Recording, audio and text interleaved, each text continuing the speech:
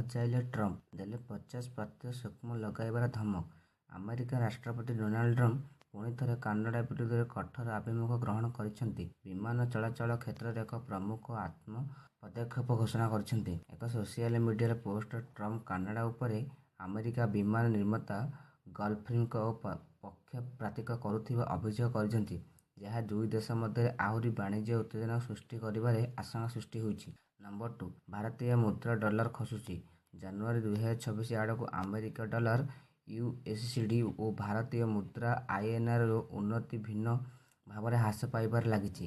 Dollar ତୁଳନାରେ ଭାରତୀୟ ମୁଦ୍ରା record ପରିମାଣ କମିଛି। ସରଳ ଭାଷାରେ କହିବାକୁ ଗଲେ ଡଲାର ପାଇବାକୁ ହେଲେ ଭାରତୀୟ ମୁଦ୍ରା ପାଖାପାଖି 92 ଟଙ୍କା ଦେବାକୁ ପଡ଼ୁଛି। Number 3, Virat Kohli Instagram account delete.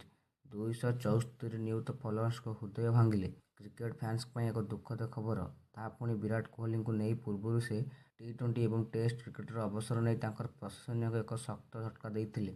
ଆଉ ଏକ ପୁଣି ଥରେ ସନ୍ନ୍ୟାସ ନେବା, ତାହା ପୁଣି ଇନଷ୍ଟାଗ୍ରାମରୁ ସନ୍ନ୍ୟାସ ନେଇଛନ୍ତି ରନ୍ ମେସିନ୍ ବିରାଟ କୋହଲି।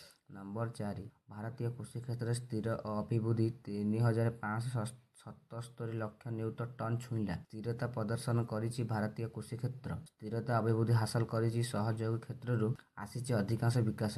ବିକଶିତ ଭାରତ ଲକ୍ଷ୍ୟ ହାସଲ କରିବା କୃଷି କ୍ଷେତ୍ର ଅଗ୍ରଣୀ ଭୂମିକା ଗ୍ରହଣ କରିବ। ନିରନ୍ତର ଅଭିବୃଦ୍ଧି ଏବଂ ସହସ୍ରାଧିକ ଲୋକଙ୍କ ଜୀବନମାନରେ ଉନ୍ନତି ଆଣିବାରେ ଏହା ଏକ ବଡ଼ ଯୋଗଦାନ। ଗୁରୁବାର ସଂସଦରେ ଉପସ୍ଥିତ ଅର୍ଥନୈତିକ ସର୍ଭେ ରିପୋର୍ଟରୁ 2025-26ରେ ଏହା ଉଲ୍ଲେଖ କରାଯାଇଥିଲା। ନମ୍ବର 5, ରାଜ୍ୟଗୁଡ଼ିକ ପାଇଁ ଭୟଙ୍କର ବିପତ୍ତି ସମସ୍ୟା ଆଣୁଛି ଫ୍ରିଜ୍।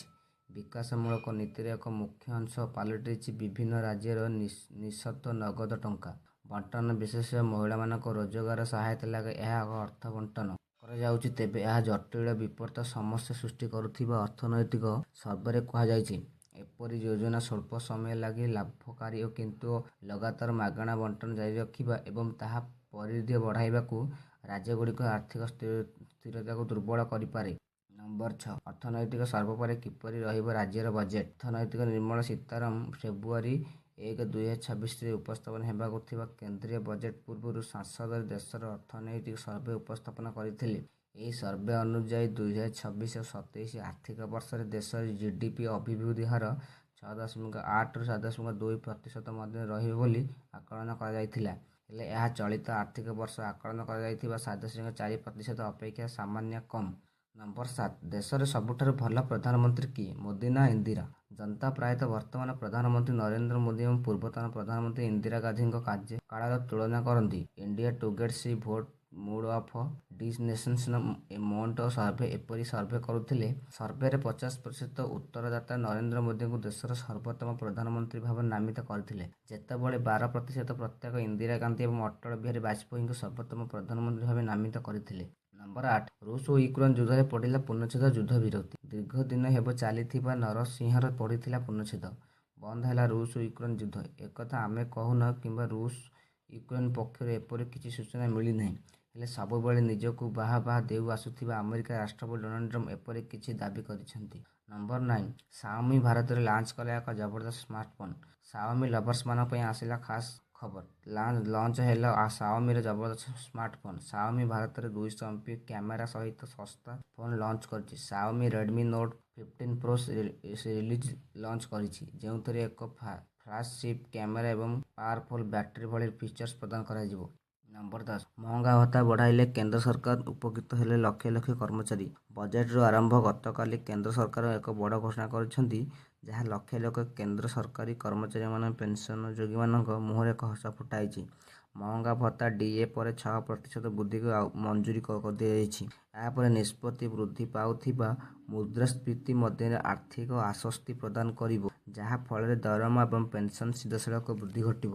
ନମ୍ବର 11, ଫାସ୍ଟ୍ୟାଗ୍ ବ୍ୟବହାରକାରୀଙ୍କୁ ଫେବୃଆରୀ 1ରୁ ଲାଗୁ ହେବ ନୂଆ ନିୟମ। ଟୋଲ୍ ପ୍ଲାଜାରେ ଗାଡ଼ି ଅଟକିଛି, ଗାଡ଼ିର ଫାସ୍ଟ୍ୟାଗ୍ ମଧ୍ୟ ଲାଗିଛି। ସେଥିମଧ୍ୟରୁ ପର୍ଯ୍ୟାପ୍ତ ଟଙ୍କା ମଧ୍ୟ ଅଛି। ତଥାପି ହଠାତ୍ ମେସିନ୍ ବିପ୍ କରୁଛି। ଏହା ଆଗରୁ ଶବ୍ଦ ଆସୁଛି ଯେ KYB ଅପଡେଟ୍ କରନ୍ତୁ। ଏହି ଶବ୍ଦଗୁଡ଼ିକ ଶୁଣିବା ମାତ୍ରେ ଗାଡ଼ି ଚାଳକଙ୍କ ମନରେ ବିରକ୍ତି ଆସେ। ପଛରେ ଗାଡ଼ି ଲମ୍ବା ଲାଇନ୍ ଲାଗିଥାଏ। ସମସ୍ତେ ଚିନ୍ତାରେ ପଡ଼ନ୍ତି ଯେ ଯେତେବେଳେ ସବୁକିଛି ଠିକ୍ ଅଛି ତେବେ ଏହି ସମସ୍ୟା କାହିଁକି ଲକ୍ଷ ଲକ୍ଷ ବ୍ୟକ୍ତିଗତ ଗାଡ଼ି ଚାଳକଙ୍କର ଦୈନନ୍ଦିନ ସମସ୍ୟାର ସମାଧାନ କରିଛି ଭାରତୀୟ ଜାତୀୟ ରାଜପଥରେ ଏହା ପ୍ରାଧିକରଣ କରୁଛି। ନମ୍ବର 12 ପାନ ମସଲା ଉପରୁ ସରକାର ହଟାଇଲେ କଟକଣା। ନିଶା ଦ୍ରବ୍ୟରେ ଆସୁଥିବା ଗୁଟ୍ଖା ବିକ୍ରି ବନ୍ଦ ହୋଇଥିବା ବେଳେ ପାନ ମସଲାକୁ ନେଇ ଏବେ ଦ୍ୱନ୍ଦ୍ୱ ଲାଗି ରହିଥିବା ବେଳେ ରାଜ୍ୟରେ ପାନ ମସଲା ବିକ୍ରି ବନ୍ଦ ହେବ ନାହିଁ ବୋଲି ସ୍ୱାସ୍ଥ୍ୟ ଓ ପରିବାର କଲ୍ୟାଣ ବିଭାଗ ସିଟିଜିଏସ୍ଟି ବିଭାଗକୁ ଚିଠି ଲେଖି ଅବଗତ କରିଛନ୍ତି। ପାନ ମସଲା ତମାଖୁ ଓ ନିକୋଟିନ୍ ରହିନଥିବାରୁ ବଜାରରେ ପାନ ମସଲା ବିକ୍ରି ବନ୍ଦ ହେବ ନାହିଁ। ନମ୍ବର 13 ଖୁବ୍ ଶୀଘ୍ର ଖୁଲାସା ହେବ ନବ ଦାସଙ୍କ ହତ୍ୟା ମାମଲା। ବହୁ ଚର୍ଚ୍ଚିତ ପୂର୍ବତନ ସ୍ୱାସ୍ଥ୍ୟମନ୍ତ୍ରୀ ନବ ଦାସ ହତ୍ୟା ମାମଲା ଖୁବ୍ ଶୀଘ୍ର ଖୁଲାସା ହେବ। ନବଙ୍କ ଝିଅ ଦୀପାଳି ଦାସ ବୟାନ ଉପରେ ଆଇନମନ୍ତ୍ରୀ ପୃଥ୍ୱୀରାଜ ହରିଚନ୍ଦନ ପ୍ରତିକ୍ରିୟା ଦେଇଛନ୍ତି। ସେ କହିଛନ୍ତି ଦୀପାଳିଙ୍କ ମନ୍ତବ୍ୟ ଗଣମାଧ୍ୟମରେ ଦେଖିଲେ ପରିବାର ଲୋକ ସନ୍ଦେହ ନେଇ କ୍ରାଇମବ୍ରାଞ୍ଚ ତଦନ୍ତ ଆରମ୍ଭ ହୋଇଛି। ନମ୍ବର 14 ଫେବୃଆରୀ 20ରେ ବଜେଟ୍। ଫେବୃଆରୀ 17ରୁ ବିଧାନସଭା ବଜେଟ୍ର ଅଧିବେଶନ ଆରମ୍ଭ ହେବ। 2ଟି ପର୍ଯ୍ୟାୟରେ ଚାଲିବ ବିଧାନସଭା ବଜେଟ୍ ଅଧିବେଶନ। ଫେବୃଆରୀ 20ରେ ଆଗତ ହେବ ବଜେଟ୍ 2026। ଏପ୍ରିଲ 8 ତାରିଖ ଯାଏଁ ଚାଲିବ ବଜେଟ୍ର ଅଧିବେଶନ। ପ୍ରଥମ ଦିନ ଗୃହରେ ଅଭିଭାଷଣ ରଖିବେ ରାଜ୍ୟପାଳ। 2026-27 ଆର୍ଥିକ ବର୍ଷର ବଜେଟ୍ ପାଇଁ ଉପସ୍ଥାପନ ହେବା ବଜେଟ୍ ଅଧିବେଶନ ମୋଟ 29ଟି କାର୍ଯ୍ୟ ଦିବସ ରହିବ। ପ୍ରଥମ ପର୍ଯ୍ୟାୟରେ 7ଟି, ଦ୍ୱିତୀୟ ପର୍ଯ୍ୟାୟରେ 22ଟି ଦିବସ ରହିଛି। ମାର୍ଚ୍ଚ 31 ତାରିଖ ବ୍ୟୟ ମଞ୍ଜୁରୀ ବିଲ୍ ବିଧାନସଭାରେ ପାରିତ ହେବ। ନମ୍ବର 15 ଭାରତ ଆସିବେ ବ୍ରିଟେନର 9ଟି ବିଶ୍ୱବିଦ୍ୟାଳୟ ଖୋଲିବ ନିଜସ୍ୱ କ୍ୟାମ୍ପ। ଭାରତ ଓ ବ୍ରିଟେନ ମଧ୍ୟରେ ଶିକ୍ଷାଗତ ସମ୍ପର୍କ ଏକ ନୂଆ ଅଧ୍ୟାୟରେ ପ୍ରବେଶ କରିବାକୁ ଯାଉଛି। ବ୍ରିଟେନର 9ଟି ପ୍ରତିଷ୍ଠିତ ବିଶ୍ୱବିଦ୍ୟାଳୟରେ ଭାରତର ସେମାନଙ୍କ କ୍ୟାମ୍ପସ ଖୋଲିବାକୁ ଯାଉଛନ୍ତି। ଏହା ଏକ ଉଚ୍ଚଶିକ୍ଷା ପ୍ରତିଭା ବିକାଶ ଓ ଦ୍ରୁତ ଗତିରେ ବଦଳୁଥିବା ସୃଜନଶୀଳ ଶିଳ୍ପରେ ଏକ ଦୀର୍ଘକାଳୀନ ସମ୍ପର୍କର ମୂଳଦୁଆ ଦର୍ଶାଉଛି। ବ୍ରିଟିଶ କାଉନସିଲ ପ୍ରତିନିଧି ଆଲିସନ ବ୍ୟାରେଟ୍ କହିଛନ୍ତି ଯେ ବ୍ରିଟେନ ବିଶ୍ୱବିଦ୍ୟାଳୟଗୁଡ଼ିକ ଖୋଲିବାକୁ ଯାଉଥିବା ନୂଆ ନୂଆ କ୍ୟାମ୍ପସ ଜରିଆରେ ଉଭୟ ଦେଶ ମଧ୍ୟରେ ଛାତ୍ରଛାତ୍ରୀ ଚିନ୍ତାଧାରା ଓ ବିଶ୍ୱ ବିନିମୟ ହୋଇପାରିବ। ନମ୍ବର 16 ଟି20 ବିଶ୍ୱକପରେ ଘୋଷଣା ହେଲା ମ୍ୟାଚ୍ ଅଫିସିଆଲଙ୍କ ନାମ 2 ଭାରତୀୟ ଖେଳାଳି ସାମିଲ। ଆନ୍ତର୍ଜାତିକ କ୍ରିକେଟ କାଉନସିଲ ଶୁକ୍ରବାର ଟି20 ବିଶ୍ୱକପ ପାଇଁ ମ୍ୟାଚ୍ ଅଫିସିଆଲଙ୍କ ନାମ ଘୋଷଣା କରିଛି। ଏଥିରେ 24 ଜଣ ଅନଫିଲ୍ଡ ଅମ୍ପାୟାର ଓ 6 ଜଣ ରେଫରୀ ରହିଛନ୍ତି।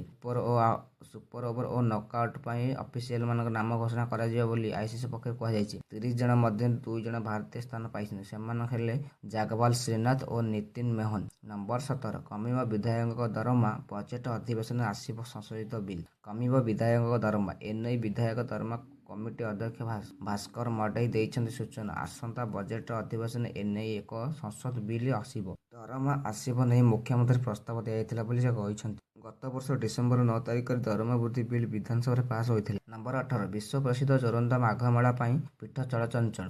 ବିଶ୍ୱ ପ୍ରସିଦ୍ଧ ଜୋରନ୍ଦା ମାଘ ମେଳା ପାଇଁ ଶନିବାର ପ୍ରାତଃ ବ୍ରହ୍ମ ମୁହୂର୍ତ୍ତରୁ ଆରମ୍ଭ ହୋଇଛି। ସନ୍ଧ୍ୟା 5:15ରେ ଗାଦି ମନ୍ଦିରଠାରେ 4 ଦ୍ୱାର ଝାଡ଼ପ ପ୍ରଜ୍ୱଳିତ କରାଯିବ। ଜଗତ ଭକ୍ତର ମଙ୍ଗଳ ପାଇଁ ମହିମା ସନ୍ନ୍ୟାସୀମାନେ ଝଡ଼ଦୀପ ପ୍ରଜ୍ୱଳିତ କରିବେ। ମହିମା ଗାଦିରେ ଜୋରନ୍ଦା ମେଳନ ପାଇଁ ଶୁକ୍ରବାର ସନ୍ଧ୍ୟା ସୁଦ୍ଧା ଓଡ଼ିଶା ସମେତ ଆନ୍ଧ୍ରପ୍ରଦେଶରେ ବିହାର, ଛତିଶଗଡ଼, ପଶ୍ଚିମବଙ୍ଗ ଆଦି ଅଞ୍ଚଳରୁ ହଜାର ହଜାର ସଂଖ୍ୟାରେ ଶ୍ରଦ୍ଧାଳୁମାନେ ସମାଗମ ହୋଇଛନ୍ତି।